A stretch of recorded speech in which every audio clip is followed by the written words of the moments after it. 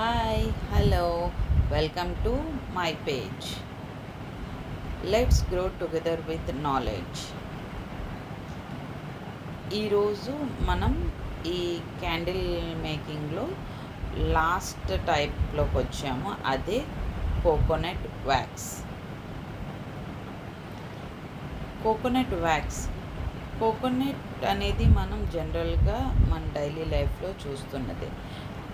అంటే మనకి యూజువల్గా మనకి తెలిసినంత వరకు ఏంటంటే కోకోనట్ నుండి ఆయిల్ ఎక్స్ట్రాక్ట్ చేస్తాం, కోకోనట్ ఫైబర్తో ఇలా చేస్తాం అని అనేసి మనం తెలుసు. కానీ కోకోనట్ వ్యాక్స్ని కూడా ఇప్పుడు ఆయిల్ ఎక్స్ట్రాక్షన్ తర్వాత మిగిలిపోయిన ఉన్న దాంట్లో నుండి హైడ్రోజనేషన్ ద్వారా మనం సాలిడ్ కోకోనట్ వ్యాక్స్ని ఎక్స్ట్రాక్ట్ చేయొచ్చు.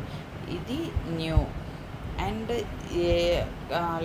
మిగిలిన టాప్ త్రీ టైప్స్ ఆఫ్ వ్యాక్సెస్తో పోలిస్తే bee wax and coconut wax are expensive. ఈ కోకోనట్ వ్యాక్స్ కూడా మనకి సోయా వ్యాక్స్ మాదిరే క్రీమీ ఓపిక్ గ్లోసీ ఫినిష్ తోటే ఉంటుందన్నమాట. సేమ్ సోయా వ్యాక్స్కిను కోకోనట్ వ్యాక్స్కి చాలా సిమిలారిటీస్ ఉన్నాయి. లైక్ క్లీనింగ్ బర్నర్ అండ్ లో సూత్ ఇస్తుంది అండ్ ఎక్సలెంట్ ఎడిషన్. ఎక్సలెంట్గా మంచి అరోమేటిక్ దీంతో ఇదవుతుంది అండ్ స్లో బర్నింగ్.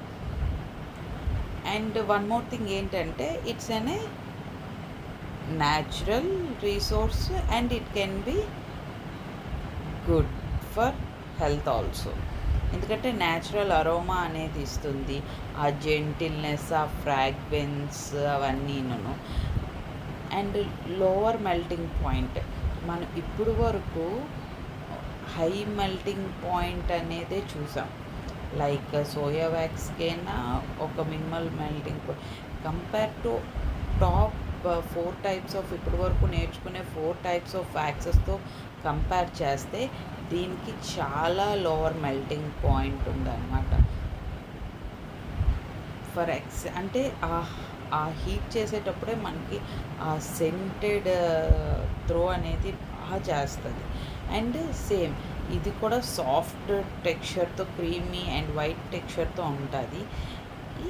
నెక్స్ట్ ఆ ఫ్రాగ్రెన్స్ కూడా చాలా బాగుంటుంది. అంటే దీనికి మరి ఇంక మనం ఇంకేమీ యాడ్ చేయం, ఫ్లేవర్స్ అస్సలు ఏమి యాడ్ చేయం. అదే దీంతో నేను ముందు చెప్పినట్లా చూడండి, ప్రొడక్షన్ని అది మెల్టింగ్ చేసి ఫిల్టరేషన్, ప్యూరిఫికేషన్ అవన్నీ చేసి బ్లాక్స్ రూపంలో ఇచ్చేస్తారనమాట. మెల్ట్ అంటే చిన్న చిన్న వ్యాక్సెస్ కింద కానీ ఇక్కడ చూడండి ఇలాగ కంటైనర్ దీంట్లో కానీ బ్లెండెడ్ వ్యాక్సెస్ ఇట్లాగా ఈ ప్యాటర్న్లో మీకు కావాలంటే పిక్చర్లో చూడండి, మీరు రైట్ సైడ్ చిన్న small క్యూబ్స్లోని వాటిల్లోని ఇచ్చేస్తారనమాట.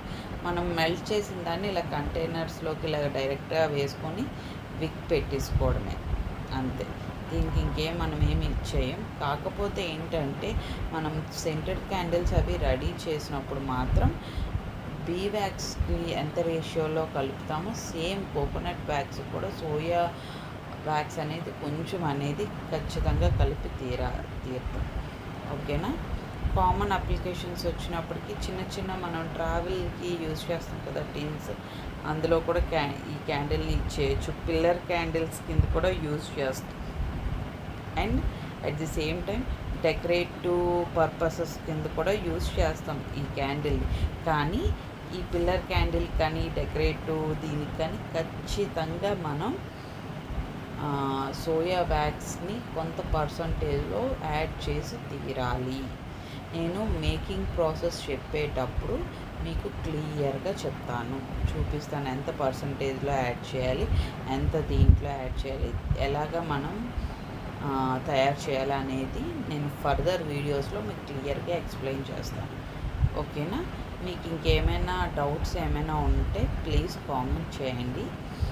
Like, share and subscribe to my YouTube channel. Thank you so much.